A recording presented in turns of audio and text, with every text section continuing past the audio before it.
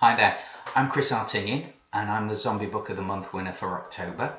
I'm doing this video in response to a little contest that I ran on the page, asking if there were any questions anybody wanted to ask me. I got a brilliant response and thank you very much to everybody who took part. I really appreciate it. I'm going to do my best to answer all the questions. I may have to be a little briefer than I would normally be with some of them because there were so many and I don't want to put you to sleep. So without any further ado, let's get to the first question. This is from Andrew Laderoute. I hope I've pronounced that right. What do you think is a reasonable time for the dead to reanimate? The virus needs time to spread, so I would think at least a few hours. It depends very much on the story and the writer. All I can do is tell you what's in my books. If somebody's bitten, the virus spreads almost instantaneously. It's a very short time between being bitten and turning. With a scratch, it takes a lot longer, sometimes up to weeks, from days to weeks. I know in other books it does vary, but it all depends on the story and the storyteller. Kelly Ryder. My daughter writes also, and I have to ask every author I come across, do you ever get emotionally attached to your characters? Yes, I do. Because of the way I write, I try to get inside the heads of all my characters. I try to see the action unfolding as they see it. And it's very difficult to do that and not get emotionally attached. Even with the bad ones, I'm sorry to say, you do develop a bond with your characters. I don't see how I could write the way I do and not. Okay, next question.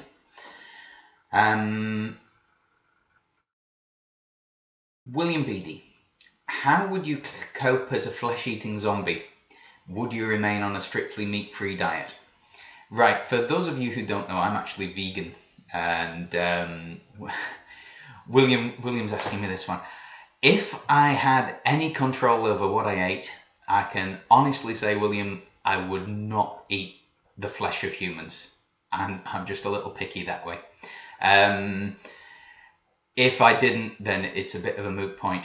But no, if I had any say over the matter, I definitely wouldn't eat human flesh. Okay, next question. Kathy Nottingham Stanley. How many books have you written? When did you start writing? Do you have any ideas for future books? Okay, some product placement. Safe Haven 1. Safe Haven 2. Those are the books I've written so far. I am on with Safe Haven 3. Not as we speak, but I'm 80,000 words or so through that. I've also written a couple of short stories. I put one in this, Treasure Chests. This is an anthology that was brought out by Mark Moore and the guys over at Good Morning Zompok. It's for a fantastic cause. It's for breast cancer care. And I did a short for that. I'm very proud to be part of that project. It's all the authors in there, some great authors and some great stories as well. And they're all zombie stories. I was also part of this project, The Undead Worlds. Now, there are some amazing authors, truly amazing authors once again in there. I did a short story for that is actually related to the Safe Haven books. One of the main characters from Safe Haven is actually featured in a story in there, so you might want to pick that up if you're a fan of the books. What was the second part of the question? I have a terrible memory, you have to forgive me. When did I start writing, and do I have ideas for future books? I started writing when I was 15, and it wasn't fiction then. It was writing for music fanzines and music magazines. Huge music lover. And I actually started my own music fanzine when I was 16. It was a progressive rock fanzine. And like I say, it wasn't actually fiction. I got the fiction bug after I entered a script writing contest on the Sci-Fi channel years and years back. And what I wrote actually got through to like the final round, and it got read by Terry Gilliam and Ridley Scott, which was a huge thrill. I mean, you're talking about two of my favorite directors there. And obviously I didn't win, but that gave me a real buzz, and that started me on the fiction path, and I've been there ever since. But it's only recently that I've actually published, that I've actually started bringing stuff out. I do have lots and lots of ideas for future projects. It's time though. It really is difficult governing my time for writing with other commitments I have. But hopefully one day I'll get to do everything I want to do. Got lots of ideas, but I just need the time to do them. Okay, next question. Leslie Morrison Bright, do you have pics of you in a kilt? No, I'm actually a Yorkshireman, born and bred. I'm not from Scotland, but I've lived here for the past 13 years. I don't have a tartan, and I dare say I would be breaching several public decency laws if I was to wear a kilt.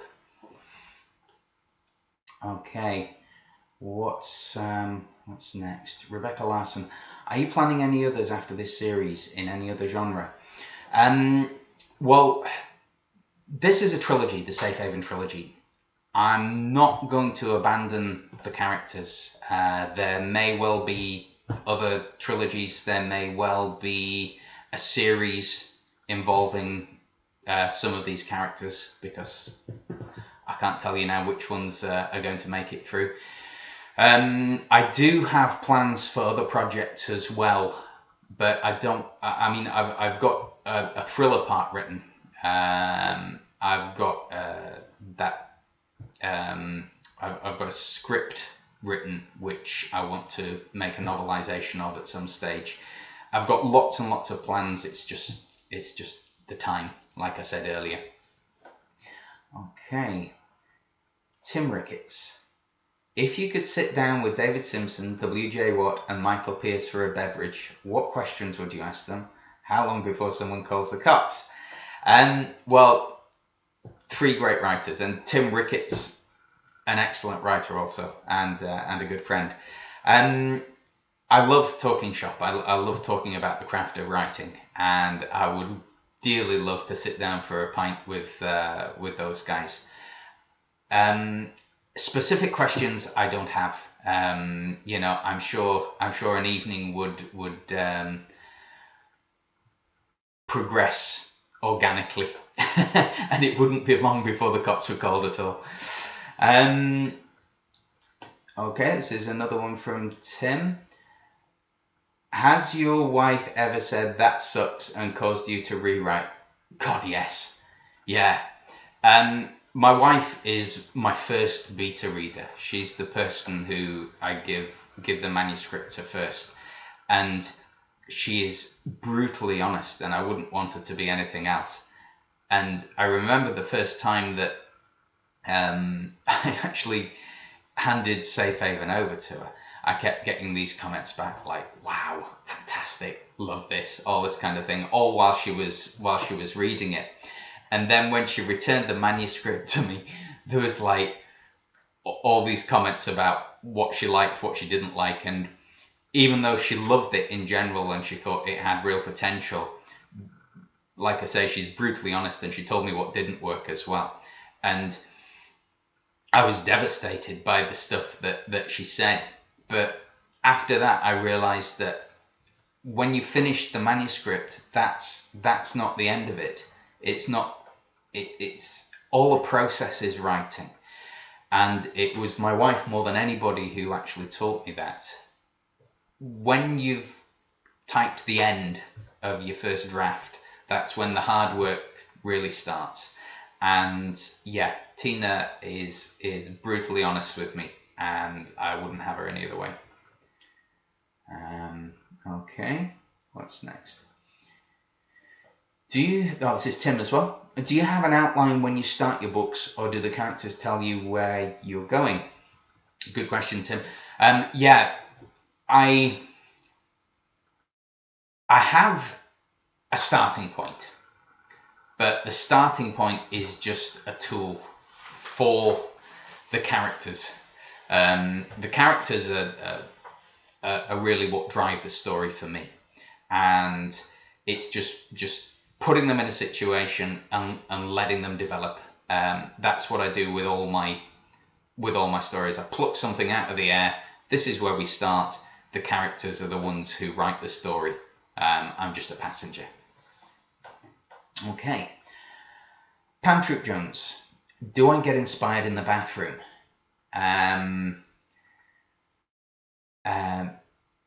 Do you take the phone into the bathroom and take notes? No. When I have a bath, it's me time. I will put an audiobook on and possibly a cup of coffee, which I need now actually.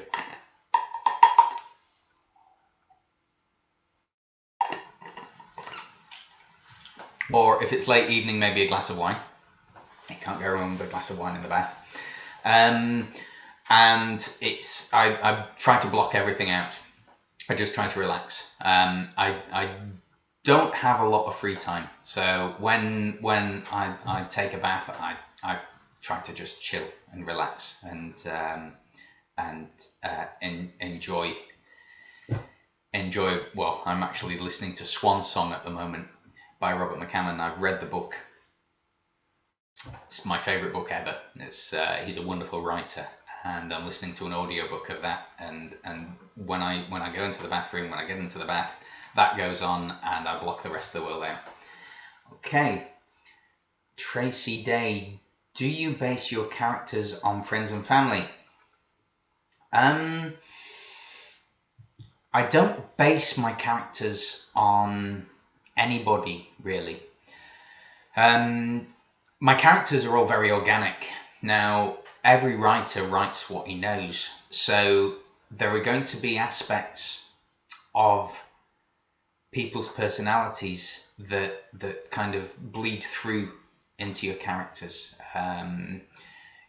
When you're a writer, you study people, you study behavior, you study movement, you study everything, because it helps when you're actually putting it down on the page to make it a little more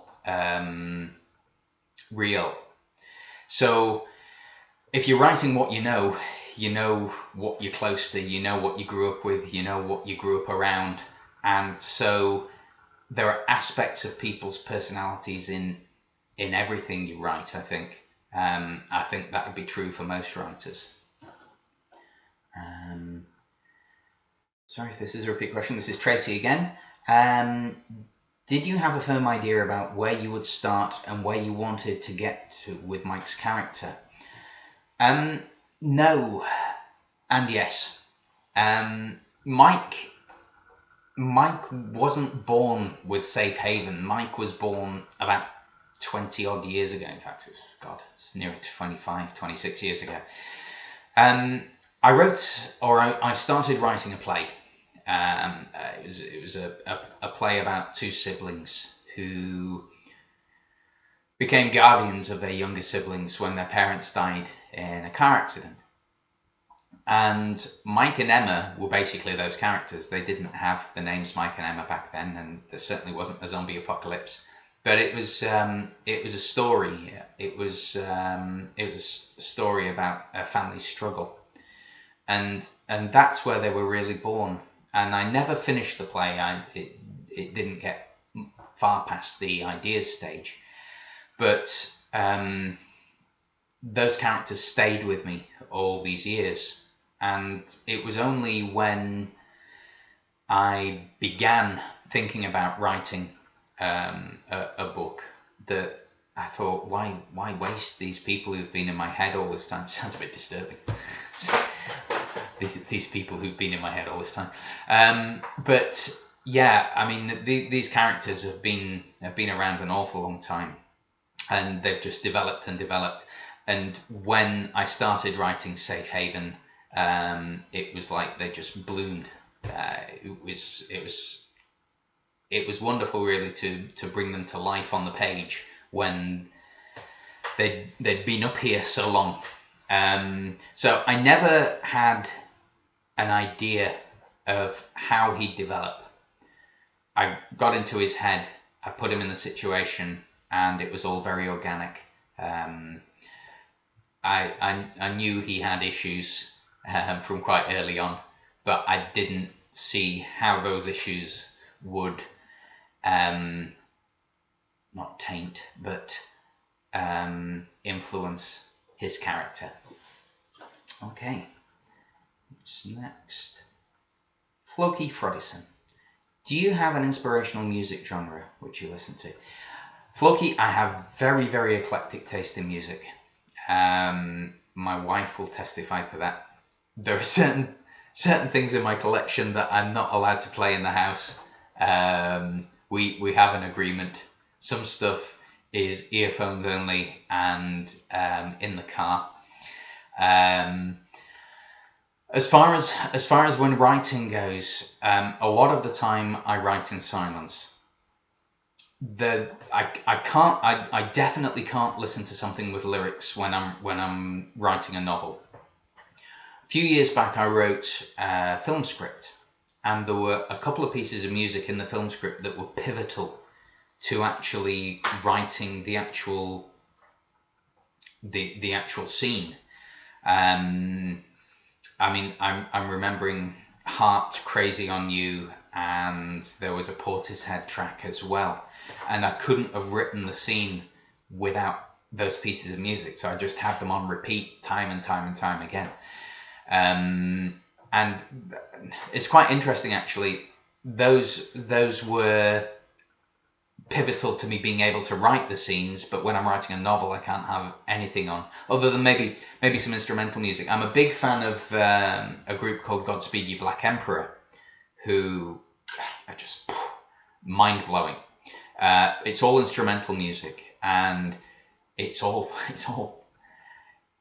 like perfect post-apocalyptic music. It's unbelievable stuff, and I can write with them in the background.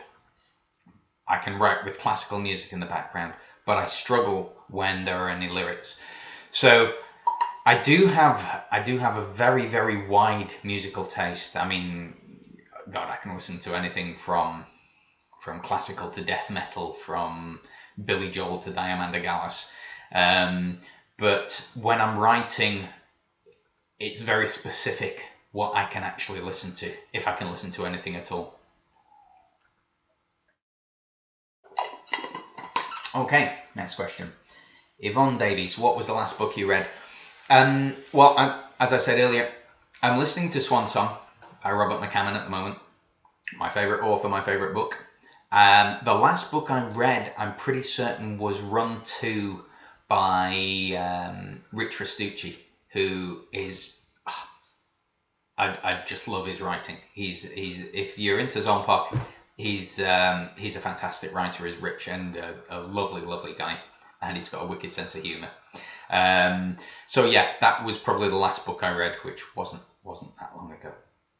Okay, John Spielman, if you had to change genres, what is the next step for you?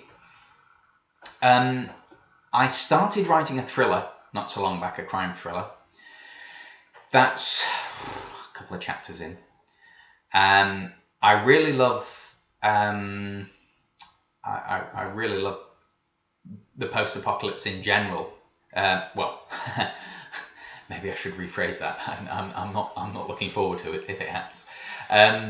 But yeah, I mean, writers like John Christopher, The Death of Grass, John Wyndham, Day of the Triffids, George R. Stewart, Earth Abides, Alas Babylon, Pat Frank, and the list goes on and on and on. There are some truly amazing works out there, and I mentioned Swan Song. Swan Song is for me, the guy is a genius, and Swan Song is the ultimate book for me. But yeah, I mean, I love the post-apocalyptic genre in general, but yeah, the zombie apocalypse, I have a particular fondness for. That's where I am at the moment. If I was to diverge into another genre, it might be the post-apocalypse in general. Maybe something along the lines of the death of grass. I'm quite fascinated by that. Okay, Beverly D. Lord. My apologies, Beverly.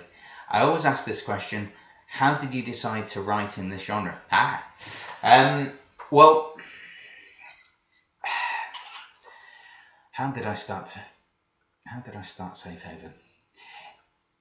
I mean, I started reading post-apocalyptic stuff several years ago, and I read a lot of zombie stuff, and it just seemed that the characters that I had, Mike, Emma, they needed to be plunged into the worst possible situation I could put them in. And there's something that cries out worst possible situation about the zombie apocalypse. So it just seemed like the logical place to put them. And that's how I started. I can't remember a defining moment where I said, oh, I know. But it just seemed like it was the right thing to do, which is probably a little disturbing. That's the right thing to do. Okay. Jackie Lemley Chris, which is more difficult to write, short stories or novels? For me, it's actually short stories. I like to have time to put characters into place, to set scenes, to develop a storyline. With short stories, you have to do everything at once, and it is really hard. I actually find it a lot harder than writing a novel, and I don't know if this is common or if it's just a personality trait. I mean, with my music, I'm a huge fan of progressive rock music. Have been ever since I was about, 11, 12. And for anybody who's not familiar with progressive rock, most songs are about 20 minutes long. I love music developing into something, and it's just the way I am. And I have a very similar attitude with regards to my stories. And for me, a short story is like a 3-minute pop song. A novel is like a 20-minute progressive epic.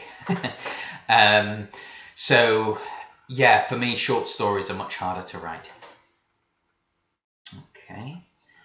Jocelyn Egan, how long, honestly, do you think you would survive in an apocalypse? I would last a few hours at most. Good question. Geographically, I'm probably quite well placed. As far as the savagery goes, I don't know.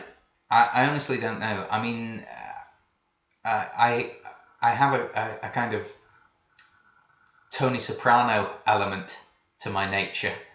So if I thought my family were threatened, I could probably get a bit unpleasant. But that's a good question, actually. I don't know. I'd have to be there. Pam Tripp Jones, is your island zombie proof and can you survive? Oh, hang on, something's popped up there. Can you survive your own characters? Is your island zombie proof and can you survive your own characters? It's not zombie proof. I don't think anywhere's zombie proof. All you need is one person to get infected, and then that's it. And we do have contact with the outside world, although you wouldn't believe it sometimes. If my characters were up here, I'm pretty certain they'd be pretty safe. Mike doesn't seem to be too willing to let anything happen to his family. And the next question, David Simpson, do you guys have indoor plumbing on the island? Yes, David. We do have indoor plumbing and electricity every Monday and alternate Thursdays. Next question. Cassie Eisenschenk, who is your favourite author? Without shadow of a doubt, it's Robert McCammon. I'm a huge fan. He does something with the language that I've not seen anybody else do.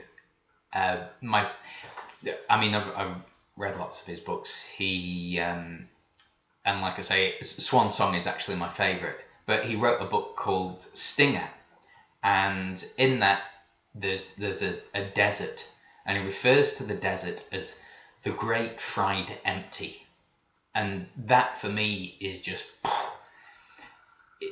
When I read that, I knew that I had to read everything by this author. It was just beautiful the way he encapsulated everything about that desert in so few words. The Great Fried Empty. So he's my favourite author without shadow of a doubt. And I think what's your all-time favourite book? Swan Song. Swan Song is a post-apocalyptic book. It's a nuclear war that triggers the post-apocalypse, and it's all about human nature. It's all about the best and the worst in people. It is uplifting. It is heartbreaking. It's the best thing I've ever read. Cassie, do you have any idols? If so, who are they and why? Well, as far as writing goes, Robert McCammon. Idols, God, there's loads. Peter Gabriel, absolutely love Peter Gabriel. Amazing musician, amazing person, selfless, never afraid to try new things. Robert Fripp, King Crimson. I mean, these guys, without being disrespectful, they're knocking on now. But I find it amazing that the easiest way to go for anybody is the safe ground, the ground that's been walked before. And you see it so many times. So many bands, they go back on the road, they do a greatest hits tour, they churn out all the old favourites. But then you've got somebody like Robert Fripp and the people in King Crimson. He always surrounds himself with the best musicians, the best he can possibly find. And they do the most experimental, the most uncommercial music you could possibly imagine. They will never get played on most radio stations, but they do what they love.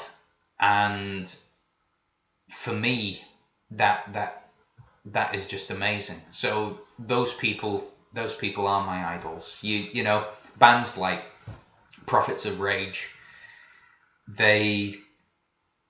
you know, some of the stuff I'm right behind, some of the stuff I don't necessarily follow that much, but they're willing to put their beliefs out there, and they're not too bothered if it upsets people, offends people.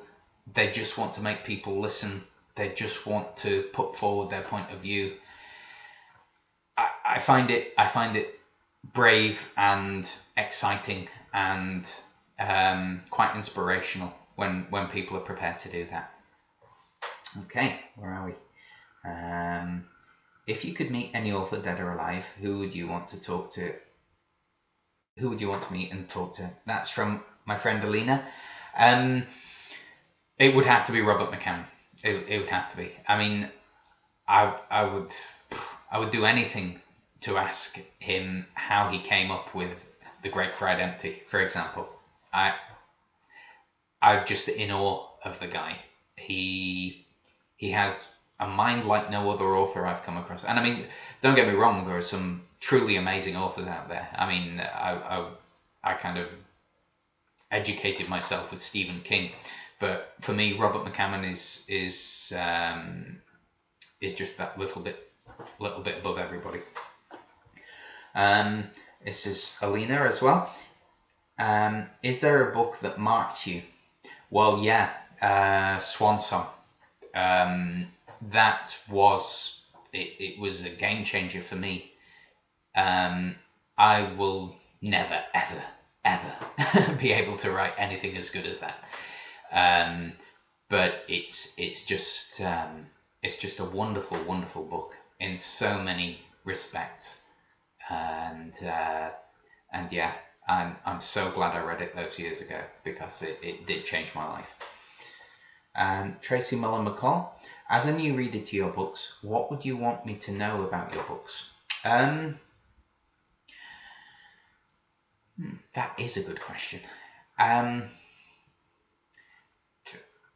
They're all about trying to do the right thing. They're all about honor, trying to do the right thing in the face of adversity, trying to protect those that are important to you. Yes, it's a story about the zombie apocalypse, but it's a story about family as well, and wanting to do right by your family. You could take the zombie apocalypse away and there's still a story there. I mean, like I said earlier, these characters were originally in a play, and it was all about a family, a young family, losing their parents and the two older siblings stepping up. So it's all about doing the right thing. Another question from Tracy. If you could tell your younger writing self anything, what would it be? That's excellent. Read more. I was very guilty in my younger years. I didn't read anything like the amount I should have done. In fact, when I was at school, I hardly read anything, which was I really regret that now. I mean, I read the stuff that was on the syllabus at school, but that was pretty much it. If I'd have read, the stuff that I've read in the past 5-6 years back then, I would probably have started writing an awful lot sooner, and that is a regret for me. But that I'm just so happy that I decided to become much more of an active reader when I did. But if I'd have done it earlier, things would have been very different. So, Mary D. Cotner, Safe Haven series is awesome. Thank you very much, Mary. Do you visit all the sites you write about? The reason I ask is because of the detail in your stories, and I can almost see it, hear it, and smell it. Oh, it's lovely to hear. I was born and bred in Leeds, and the story starts off in Leeds. I've been to, well, I know an awful lot of Leeds. The areas that I describe, they're a bit of an amalgam. They don't exist as they actually are. They're fictionalized a little bit. Elements of them are there, but it's like Skelton. Skelton is based on a place called Skipton in Yorkshire, and there are elements of it that are very similar, but there are other elements that were put in there for the progression of the story and the purposes of the story. Candleton was pure fiction. It was something that it was a new place that I created just north of Skelton. But that's what you do. You create places to help you tell the story, to help you get your point across. And there are elements of lots of places in the places I write about, but nothing is necessarily as it actually is. Okay, that was that one. Pam Troop Jones, I know you listen to heavy metal, but when writing to listen to music, does it inspire you from a song? Well, I touched on this earlier. Portishead and Heart were definitely important when I was writing the the film script, but yeah, revert to that question from earlier for that one. Are you where you thought you would be in 5 years? It's not been 5 years since I started writing, although it seems that way sometimes. Or certainly since I published Safe Haven. It was February this year it came out, and I'm very, very happy with the way Safe Haven's gone. I've had an awful lot of support from an awful lot of people, and people seem to be liking it. I'm over the moon with the reaction it's had. In 4 and a bit years' time, I'll be able to answer that one. Patrick Jones, have you ever written a romance novel? No, nor am I likely to. I do doff my cap to anybody who can write a romance novel. Although there are elements of romance in Safe Haven, it's not my forte, I don't think. Patricia Statham, when you write, do you add secrets that only a few people will get? Not deliberately, but evidently there were some. When I was writing Safe Haven, it's like I was saying earlier, you write what you know.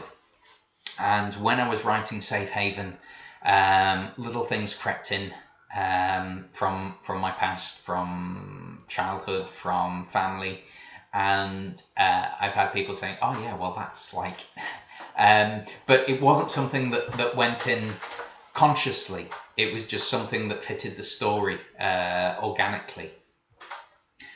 Adrienne de Monique, tell us a bit about Safe Haven 3. Is it almost there? Well, it's on its way. I've got 80,000 words done. Now, excuse me.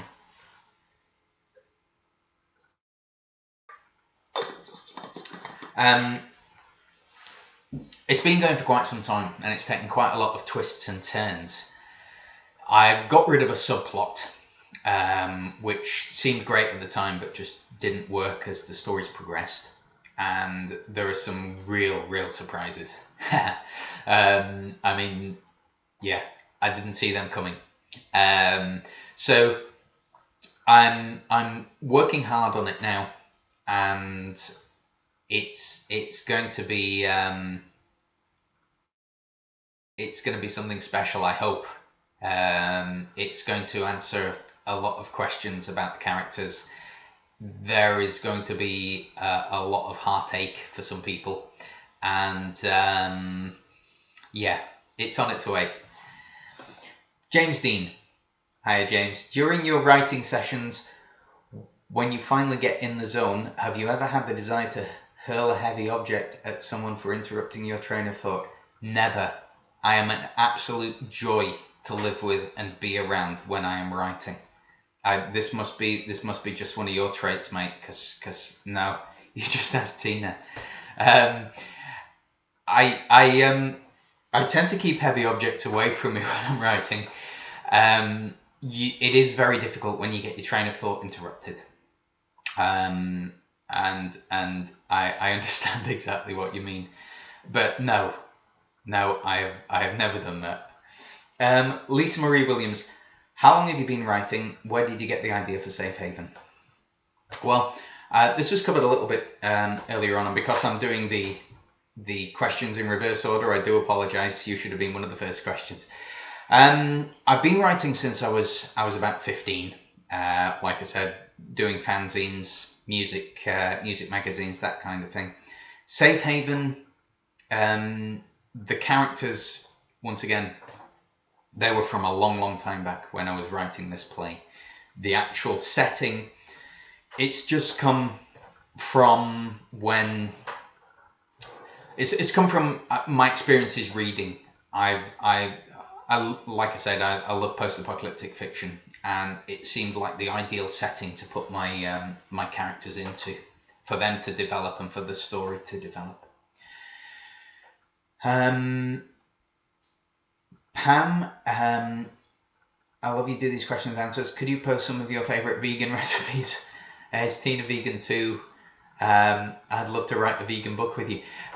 Well, Tina's vegan too, yeah. My favourite vegan recipes, I don't have a huge amount of time to cook as much as I'd like to. I do enjoy cooking massively. When I'm cooking Italian, that's my favourite. I tend to cook spaghetti bolognese, lasagna, the traditional things. I don't think I'd be suited to do a recipe book because I experiment a lot when I'm at the stove. I don't measure much out at all. Everything's guesstimation. And there's just something about cooking Italian. I have to have a glass of red wine on the go.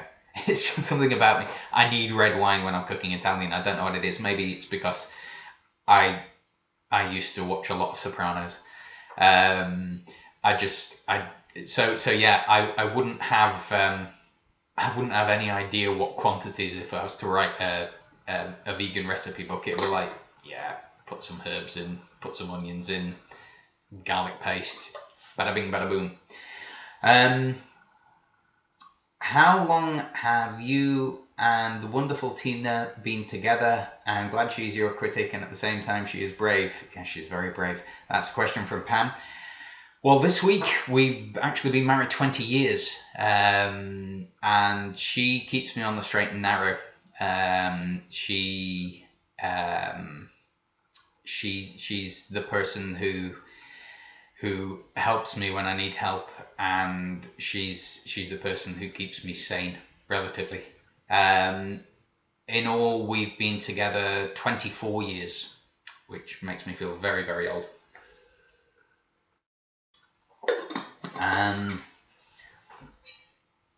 Pantrip Jones, thank you for recommending Swan Song. You're welcome. Crazy question. When you are on holiday, do you disconnect from the world and let your mind, body and soul be free? We haven't really had a holiday in quite some time. I think 2001 was the last time, in actual fact.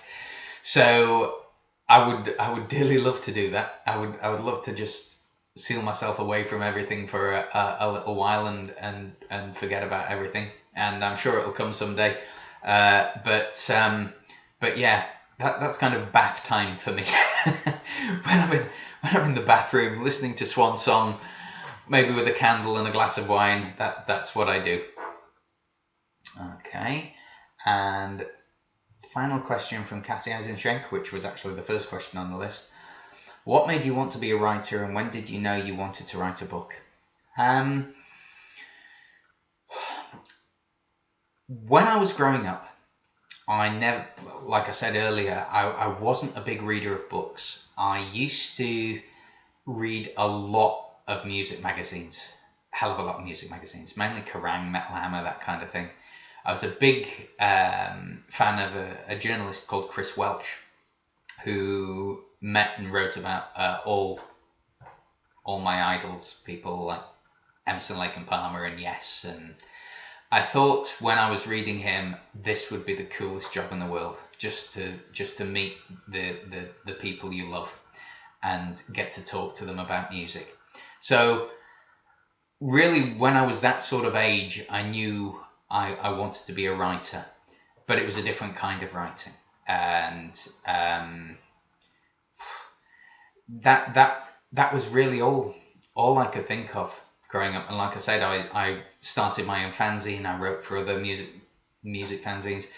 I was planning on going to the London College of Printing to do a periodic journalism course, but personal circumstances changed that, and there was a big hiatus with my writing. I didn't write for a long time. I always had an interest in it, and I'd like open up the laptop, or back then, this shows my age, it was an Adler manual typewriter, and I finally moved to an Olympus electric typewriter. But then when computers came along, I'd occasionally sit in front of one and start writing something and never take it any further. But yeah, I mean, from a very early age, I knew I wanted to write. When did I know I wanted to write a book? Well, I've made a lot of false starts with books. I've got lots that are like 10 pages long, and never taken them any further. It was when I brought these characters back to life from this play that I was writing that I knew that I wanted to do something special with them, to do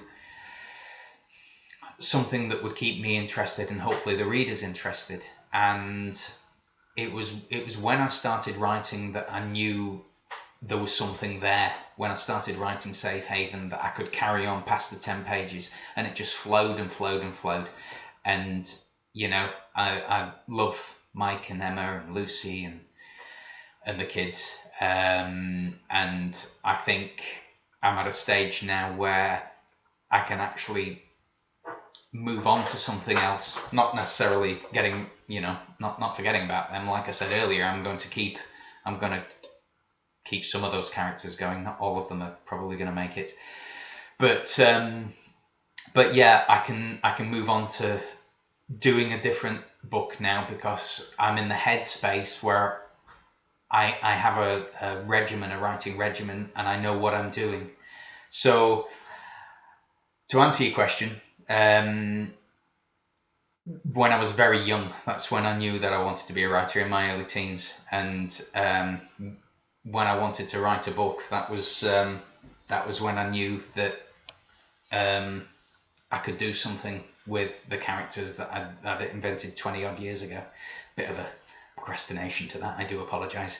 But yeah, I mean, 13, 14, that's when I knew I wanted to be a writer. And that is pretty much the end of it. Thank you very much for anybody who's stuck with it all this way. Thank you once again to everybody who has asked the question. I've got a little bit longer to go on Zombie Book of the Month Club, but I would like to say how much I've enjoyed it, how much I've enjoyed meeting lots of people I've not met before.